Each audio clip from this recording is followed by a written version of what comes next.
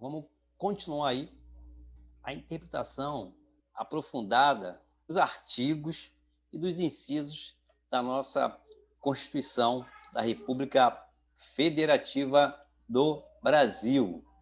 Artigo 5º, inciso 7, é assegurada, nos termos da lei, a prestação de assistência religiosa nas entidades civis e militares de internação coletiva. Veja, estamos diante de uma norma assecuratória, que assegura direitos. Quando o inciso 7 diz nos termos da lei, quer dizer o seguinte: depende de lei regulamentar. E quando o inciso 7, no seu final, diz internação coletiva, ele quer dizer, pode ser tanto uma escola militar, pode ser um hospital, uma penitenciária, por exemplo. Prestação de assistência religiosa. Todo aquele que, por qualquer motivo, estiver internado em uma entidade civil, um hospital, por exemplo, ou militar, de caráter coletivo, hospitais públicos, hospitais privados, escolas militares das Forças Armadas, penitenciárias e ambientes prisionais, tem direito tutelado pela Constituição Federal para receber assistência religiosa, segundo a sua crença ou seu credo.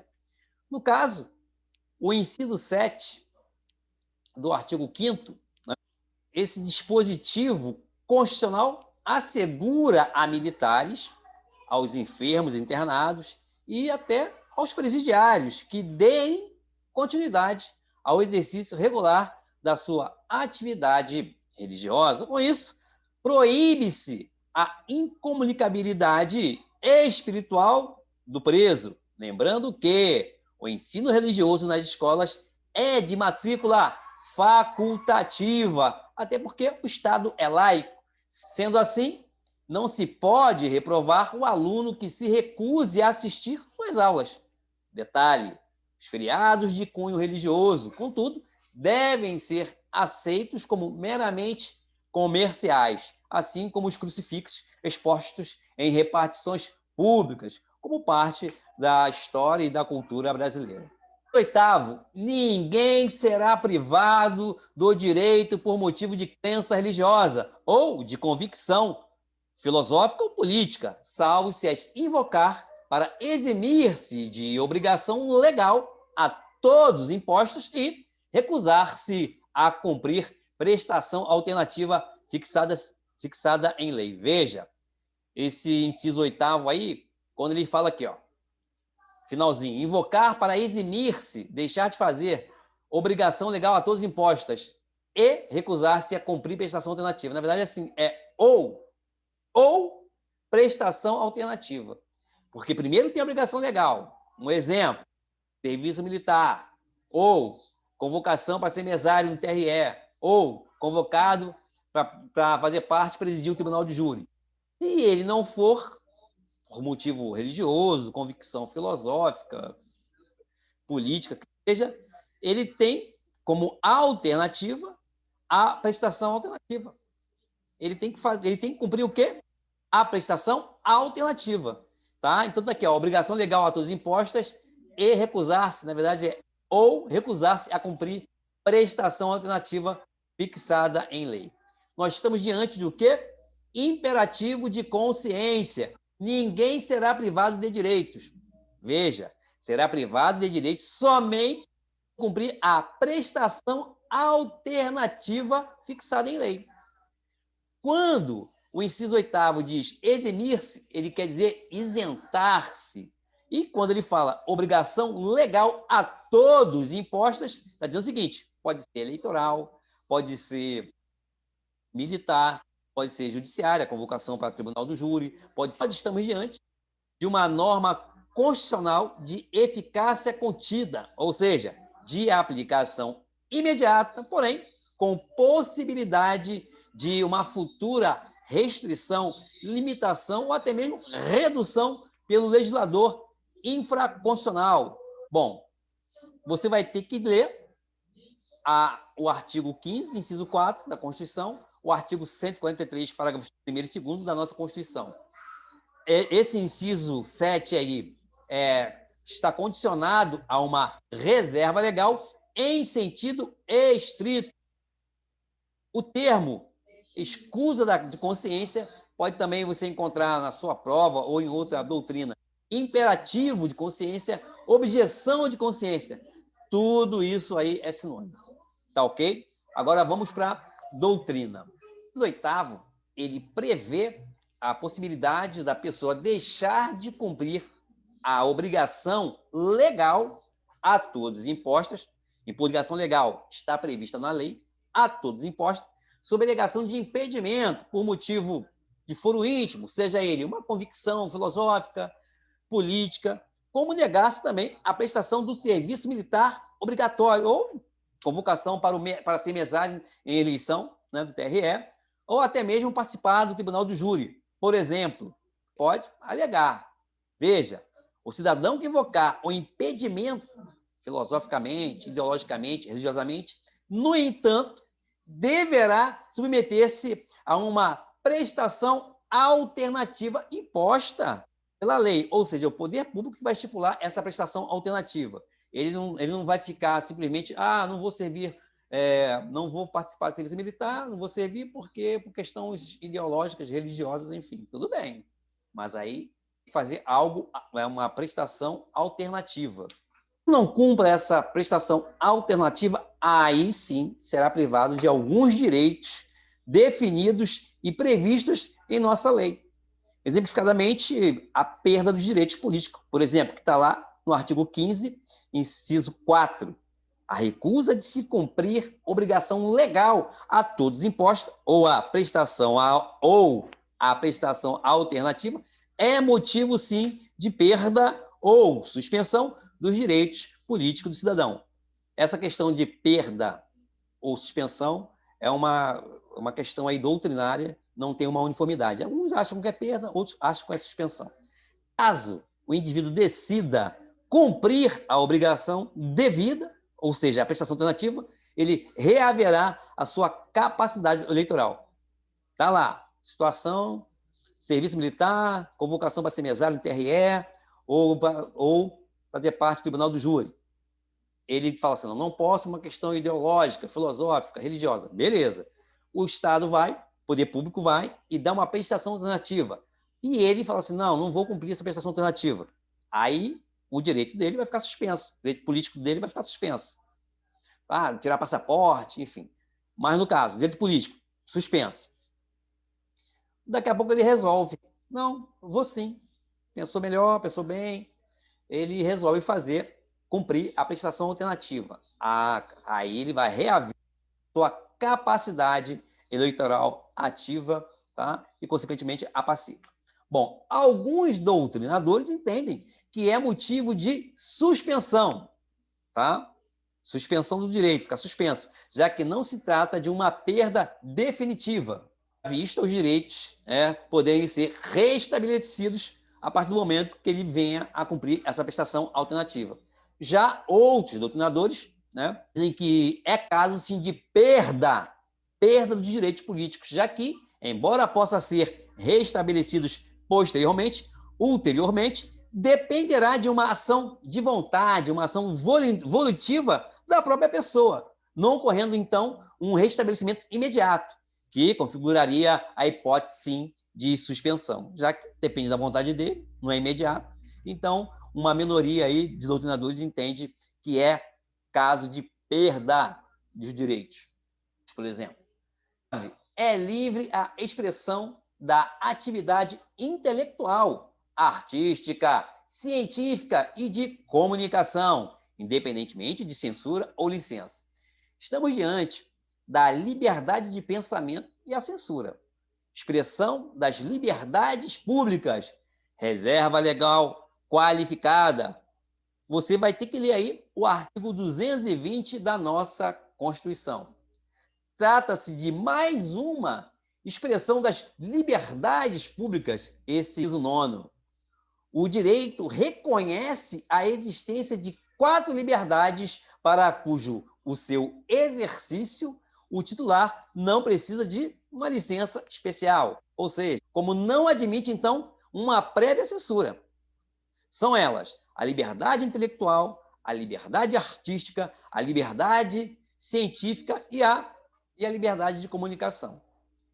Impor uma consulta prévia ou censura prévia para a expressão de pensamento, atividade intelectual, artística, científica e de comunicação não condiz com o Estado democrático do direito. Contudo, a ausência de obrigatoriedade de censura ou de licença supõe a ausência de responsabilidade. Ao contrário, a responsabilidade é a eterna vigia da liberdade e o abuso poderá, sim, ser objeto de responsabilização civil ou criminal, ou os dois, civil e criminal. Vamos ao artigo 220 da nossa Constituição Federal. A manifestação do pensamento, a criação, a expressão e a informação, sob qualquer forma, processo ou veículo, não sofrerão qualquer restrição, observado ou disposto na Constituição Federal. Ou seja, a lei conterá dispositivo que possa conter empecilho, obstacularizar a propriedade de informação jornalística em qualquer veículo de comunicação social. É proibida toda e qualquer censura de natureza política, ideológica e artística. A ação de veículo impresso de comunicação independe de licença de autoridade, seja autoridade do poder público ou judiciária. Inciso 10. São invioláveis a intimidade, a vida privada, a honra e a imagem das pessoas, assegurado o direito à indenização pelo dano material ou moral decorrente de sua violação. Estamos diante de quê? Inviolabilidade da vida privada, honra e imagem. Consagração do direito à privacidade. Limite à liberdade de expressão. Trata-se de tutela preventiva. São valores intrinsecamente ligados à própria vida e dignidade da pessoa humana. A interceptação telefônica é medida excepcional, é uma exceção, ser submetida à apreciação do poder judiciário. Nós temos que ler aí a súmula 227 do STJ para você se sintonizar. Privacidade, a honra e a imagem são valores intrinsecamente ligados à própria vida e dignidade da pessoa humana. O privado, o particular, é fundamental para o desenvolvimento biológico e para a satisfação de suas necessidades vitais. Diz respeito à intimidade que a pessoa pode desfrutar individualmente ou em pequenos grupos. Já a imagem e honra são elementos caracterizados do indivíduo na sociedade e deles não poderá ser privado. A despeito de entendimentos diversos, eu entendo que não há conflito entre este direito fundamental e aquele disposto no inciso anterior, que prevê o quê? A liberdade da atividade intelectual, artística, científica e de comunicação. Ou seja, em um primeiro, a conciliação entre ambos ser muito claro, transparente, basta você entender que a plenitude daqueles direitos do inciso 7 pode invadir a esfera da intimidade, a esfera íntima, particular, privada da pessoa, sob pena de responsabilização civil ou criminal, ou as duas juntas, civil e criminal. O respeito à intimidade da pessoa humana, que se confunde com a própria dignidade da pessoa humana, artigo 1º, inciso 3, é pressuposto de uma sociedade democrática. Nessa passagem de choque entre direitos, né, vale citar o que a Ana Cândida da Cunha Ferraz nos brinda. Não há hierarquia entre os direitos fundamentais, ou seja, uns não prevalecem sobre os outros, uns não são mais importantes que os outros. Depois, nenhum deles é absoluto e encontram o seu limite no exercício de outro direito fundamental. Por fim, ocorrendo eventual colisão entre direitos fundamentais, caberá ao Poder Judiciário decidir o caso. O Poder Judiciário vai decidir o caso concreto, aplicando o princípio da proporcionalidade e razoabilidade, sempre que houver conflito de princípios fundamentais, princípios constitucionais, o que há, não há uma hierarquia, não há uma prevalência de um sobre o outro, e sim, o Poder Judiciário vai aplicar, para resolver esse conflito de princípios constitucionais, o princípio da proporcionalidade e da razoabilidade. Já o nosso, hoje, ministro do STF, doutrinador Alexandre de Moraes, diz o seguinte, abre aspas, o conceito de intimidade relaciona-se às relações subjetivas, pessoais e de trato íntimo da pessoa humana, suas relações familiares e de amizade, enquanto o conceito de vida privada, vida particular, envolve todos os relacionamentos da pessoa, inclusive os objetivos, tais como relações comerciais, relações de trabalho e relações de estudo, ok? Sim, o entendimento de que pessoas jurídicas possuem honra objetiva, ou seja, podem sim as pessoas jurídicas sofrerem danos morais. É o que preceitua o nosso Código Civil, que reconheceu os direitos de personalidades compatíveis com a sua natureza. No mesmo sentido, diz a súmula 227 do Superior Tribunal de Justiça, abre aspas, a pessoa jurídica pode sofrer dano material, fecha aspas. Direito de conhecimento apenas, existe uma minoria, ou seja, uma corrente de doutrinadores minoritária que afirma a impossibilidade da pessoa jurídica sofrer dano moral. Isso aí, claro, vem dos civilistas, né? Doutrinadores civilistas, está lá, essa tese está no enunciado, número 286 da 4ª Jornada de Direito Civil. Vamos ler agora o inciso 11. É asilo inviolável do indivíduo, ninguém nela podendo penetrar sem consentimento do morador, salvo, ou seja, exceto, em caso de flagrante delito ou desastre, ou para prestar socorro, ou durante o dia, por determinação judicial.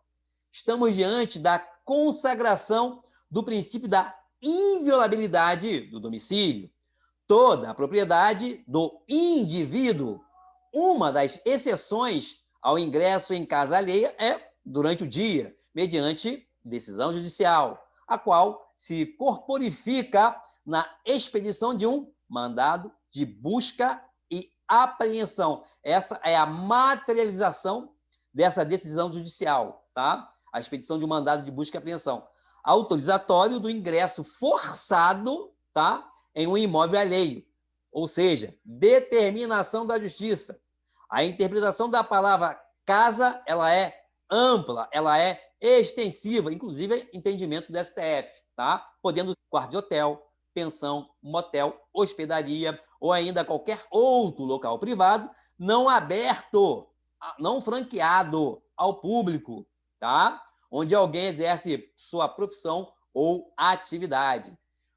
A casa são bens invioláveis absolutamente. Não podem ser suspensa, extinta ou relativo por ordem judicial ou previsão de lei infraconstitucional. Esse inciso 11 é um bem inviolável absolutamente. A exceção é o estado de defesa, artigo 136, parágrafo 1º da nossa Constituição Federal. Vamos lá agora. Mesmo que, em tese, a ideia de casa esteja ligada ao direito de propriedade, a correta interpretação do termo casa está ligada ao espaço privado ocupado pelo indivíduo sob qualquer título, inquilino, área do imóvel, enfim, onde ele faça sua moradia, dispondo de plena autonomia e liberdade dentro da sua residência. Esse espaço particular, esse espaço privado, seja ele até mesmo um quarto de hotel, possui a tutela constitucional, a proteção da nossa Constituição no tocante à sua inviolabilidade, somente nos casos previstos na nossa Constituição. A ninguém é concedido o direito de penetrar, de entrar em casa alheia, sem licença do ocupante morador, nem mesmo o proprietário do imóvel em sua casa alugada, que está de posse do inquilino. O inquilino tem que autorizar, marcar um horário. Ah, eu quero ir pegar uma fruta aí. Ah, eu estou pensando em vender, quero trazer alguns clientes. Ele não pode chegar, o dono do imóvel, o proprietário, e chegar, a hora que ele bem entender, abrir o portão lá. Não, ele tem que falar com o morador, né, que tem a posse daquele imóvel. Bom, salvo em casos especiais previstos expressamente na Constituição, tá? O Constituinte originário previu essa situação, ou seja, ocorrência de desastre, exemplo, um incêndio, necessidade de prestação de socorro ao morador, em caso de acidente, flagrante delito, ou seja, um assalto, ou através de uma autorização judicial, concedida apenas para durante o dia. Então, o conceito de casa deve ser tomado em sentido amplo, né, para abarcar todo e qualquer compartimento fechado e não aberto e não franqueado ao público em geral, o que inclui escritórios, consultórios, estabelecimentos comerciais, quartos de hotéis, pensões ocupados pelos hóspedes, no caso, né, pelo hóspede, garagens, oficinas, além da própria residência. Parte da doutrina aponta o dia, agora em relação ao horário, né? O período compreendido das 6 da manhã às 18 horas. Segundo o nosso ministro e doutrinador Alexandre de Moraes, abre aspas, o ingresso no domicílio, a não ser nas ressalvas constitucionalmente previstas, ou seja, flagrante delito, desastre ou para prestar socorro, é matéria submetida à reserva de jurisdição. Isso significa dizer o seguinte, apenas poderá ocorrer através de ordem judicial. Com isso, não se permite, por exemplo, que uma CPI, Comissão Parlamentar de Inquérito, determine uma busca e apreensão domiciliar. Se o fizer, estará incorrendo em inconstitucionalidade, sendo ilícita todas as provas decorrentes dos objetos e documentos apreendidos nessas circunstâncias. Ou seja, em um imóvel deve ser precedida de uma ordem judicial. Ora, atenção, mesmo a administração fazendária não poderá, através de seus agentes fazendários, penetrar na independência de uma empresa, por exemplo, sem o consentimento do dono do estabelecimento, do dono do comércio, do dono da empresa, ainda que a pretexto de fiscalizar. Atenção! O atributo da autoexecutoriedade dos atos administrativos não se aplica nessa hipótese, se for uma decisão do STF diante do habeas corpus 79.512 do Rio de Janeiro, na medida em que não se dispensa a autorização judicial, nem mesmo para a fiscalização, inerente ao poder de polícia. Veja, segundo o STF, Supremo Tribunal Federal, é possível a prisão do traficante de drogas em sua residência, no período noturno, mesmo sem ordem judicial, pois, em se tratando de crime permanente, o estado de flagrância está caracterizado. Atenção para esse comentário. Habeas corpus 84.772, STF. Bom, nós temos também que apontar que o STF reconheceu, excepcionalmente, a possibilidade de ingresso no domicílio sem o consentimento se cumprir ordem judicial à noite. Trata-se da instalação de equipamentos de escuta ambiental ou captação acústica em escritórios vazios, com o desiderato de investigá-los, tá? Com essa finalidade do inquérito policial. Inciso 2, esse slide aí, vamos comentar para que você possa tirar print, copiar, na hora do seu estudo facilitar. Inviolabilidade domiciliar, casa em sentido amplo, segundo o STF, qualquer compartimento habitado, qualquer aposento ocupado de habitação coletiva, exemplo, quarto de hotel, qualquer compartimento privado, particular, para o exercício de profissão ou atividade pessoal, escritório, consultório, por exemplo. Estamos diante de quê? Princípio da inviolabilidade domiciliar. A casa é asilo inviolável, somente sendo permitido o seu ingresso com consentimento do morador ou sem consentimento do morador, tá? Em consentimento do morador, no caso, a qualquer hora, vai ser em flagrante delito, desastre e prestação de socorro, ou sobre ordem judicial, durante o dia. E ainda é permitido que as atividades se prolonguem no período noturno, no caso de um mandado de busca e apreensão. A casa é asilo inviolável, somente sendo permitido o ingresso. Esse princípio da inviolabilidade domiciliar se aplica também ao fisco e à polícia judiciária. Veja, a inviolabilidade domiciliar não pode ser invocada como escudo para a prática de atos ilícitos. Na visão do STF, é válida a ordem judicial para ingresso de autoridade policial em estabelecimento profissional para a instalação de escutas, podendo sim ser à noite. Que fique bem entendido isso. Inciso 12. É inviolável o sigilo da correspondência e das comunicações telegráficas, de dados e das comunicações telefônicas, salvo, ou seja, exceto, no último caso, comunicações telefônicas por ordem judicial, nas hipóteses, na forma que a lei estabelecer para fins de investigação criminal ou instrução processual penal. Estamos diante da inviolabilidade das comunicações.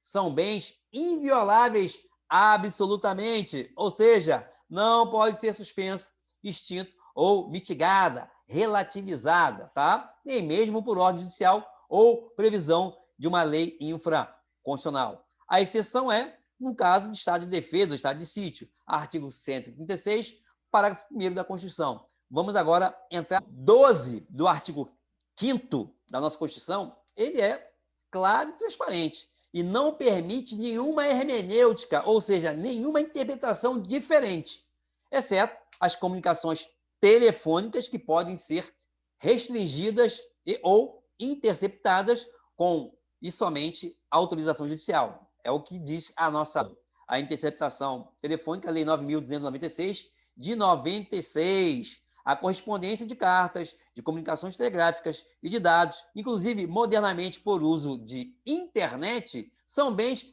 absolutamente violáveis. E essa inviolabilidade não pode ser suspensa, extinta ou de alguma forma mitigada, relativizada, nem mesmo por ordem judicial ou previsão de uma lei infraconstitucional. A exemplo do parágrafo anterior, artigo 5º, inciso 11, essa regra de inviolabilidade não é relativa.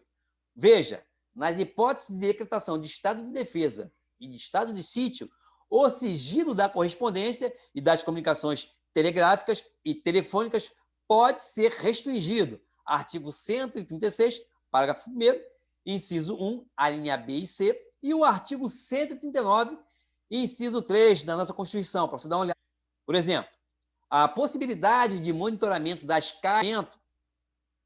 caixas postais corporativas disponibilizadas pelo empregador público e ou privado. A interpretação literal do dispositivo, artigo 5º, inciso 12, nos conduz à ideia de que apenas o sigilo das comunicações telefônicas podem ser quebrados mediante ordem judicial, desde que fins investigatórios criminais, ou seja, o inquérito policial, ou instruções processuais penais, que é o quê? Produção de provas em processo criminal. O STF tem relativizado, mitigado, flexibilizado esse dispositivo, inciso 12 do artigo 5º, ao argumento de que nenhum direito é absoluto, né? Sobretudo quando os direitos fundamentais são utilizados como um escudo protetivo, práticas ilegais, ilícitas. Em situações como essa, dessas práticas ilegais, ilícitas. O sigilo do epistolar, ou seja, de correspondência, pode sim ser quebrado. Como, por exemplo, quando o diretor de uma penitenciária abre a correspondência de um preso. Está lá no HC 70.814 e confirma a suspeita acerca de um plano de fuga. O mesmo vale também para a inviolabilidade da comunicação telegráfica. Veja, as CPIs, comissões parlamentares de inquérito, por estarem investidas de poderes investigativos, podem determinar a quebra de sigilo bancário, fiscal e telefônico, registros telefônicos, o que não se confunde com a interceptação telefônica, independente de autorização judicial. É o que entende o STF. Vale ressaltar que interceptações podem ser utilizadas em processos administrativos como prova emprestada de processos ou procedimentos criminais. Afirma o STF, abre aspas, dados obtidos em interceptação de comunicações telefônicas e em escutas judicialmente autorizadas para a produção de prova em investigação criminal ou em instrução processual penal, pode ser usado em procedimento administrativo disciplinar, conhecido como PAD, ou seja, prova emprestada, contra a mesma ou as mesmas pessoas em relação às quais foram colhidos, ou contra outros servidores cujos supostos ilícitos teriam desapontado a colheita dessa prova. Isso aí foi um julgamento em 2007, no qual foi relator o ministro César Peluso. 13. É livre o exercício de qualquer trabalho, ofício ou profissão, atendidas as qualificações profissionais que a lei estabelecer. Veja, reflexo, esse inciso 13, é reflexo do fundamento da livre iniciativa. Qualificações técnicas, profissionais, científicas ou moral. Profissional, liberdade de empreender, atividade econômica e exercício profissional. Estamos diante de uma norma de eficácia contida. Vamos lembrar. Receberam do Constituinte normatividade suficiente. Constituinte originário, né? Normatividade suficiente. A sua incidência imediata, aplicação imediata para reger os interesses de que cogitam. Sofreram do próprio Constituinte a inserção de um mecanismo ou fórmula que autoriza uma futura, ulterior restrição à aplicabilidade, à incidência ou à sua aplicação em determinado caso, sendo, portanto, a aplicabilidade relativa restringível posteriormente ou ulteriormente. Vamos ao nosso comentário. Todos têm o direito de escolher o trabalho que mais lhe aprouver, que mais lhe sinta bem, lhe faça bem, desde que seja legal, seja lícito e reservado exclusivamente a determinada categoria de profissionais, exceto o caso de uma profissão que já seja regulamentada em lei. Todos podem escolher o trabalho, o ofício, a profissão, os quais se sintam habilitados. Lembrando sempre nós temos profissões que precisam, né, que já estão regulamentadas pela lei e você precisa, sim, de ter um certificado, um diploma. Veja, o STF diz o seguinte, desde que o núcleo essencial do direito nela previsto seja preservado, essa norma de eficácia contida pode ser ulteriormente restringida. Enquanto não surgir a lei regulamentadora, será livre o exercício de qualquer trabalho ou profissão. O legislador infraconstitucional ou legislador derivado, ao limitar a liberdade profissional, deve fazê-lo, caso necessário, de maneira adequada e que implique o menor sacrifício possível à liberdade do indivíduo, que é a regra. Uma ótica do STF, a exigência de diploma para jornalista é ilegítima. O mesmo foi entendido a exigência de inscrição na ordem dos músicos para os artistas, à luz de quê? Da liberdade de manifestação artística. os controles exercidos sobre essas atividades profissionais foram tidas como ilegais, de músico e de jornalista. Por outro lado, considerou-se constitucional o exame de ordem para bacharéis em direito, como condição para o exercício da advocacia. Assim, tudo dependerá da razoabilidade da restrição normativa, até porque a regra é a liberdade de profissão. Seguimos no próximo bloco.